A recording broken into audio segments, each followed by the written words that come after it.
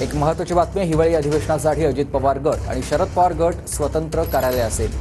पक्षफुटीनंतर पहिल्यांदा विधिमंडळात दोन्ही राष्ट्रवादींना स्वतंत्र कार्यालय देण्यात आलंय। यापूर्वी झालेल्या अधिवेशनात स्वतंत्र कार्यालय दिलेलं नव्हतं।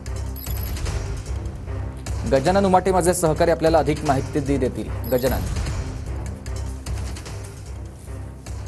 नक्कीच नागपुरात आजपासून हिवाळी अधिवेशन सुरू झालेलं आहे आणि विधिमंडळ परिसरामध्ये राष्ट्रवादी शरदचंद्र पवार गटाला एक स्वतंत्र कार्यालय पहिल्यांदाच देण्यात आलेलं आहे।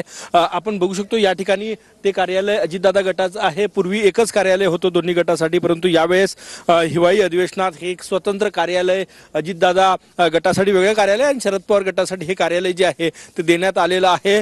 त्यामुळे आता या कार्यालयामध्ये शरद पवार गटाचे जे 10 आमदार आहेत ते या ठिकाणी बसणार आहेत। हे दृश्य आपण या ठिकाणी बघू शकतोय का। जयंत पाटील प्रदेशाध्यक्ष, शशिकांत शिंदे मुख्य प्रतोद, विधान परिषद अशा प्रकारची पाठी लागलेली आहे आणि हे कार्यालय जे आहे ते आता या ठिकाणी मिळालेलं आहे। गटनेते जितेंद्र आव्हाड यांच्या नावाची पाठी लागलेली आहे।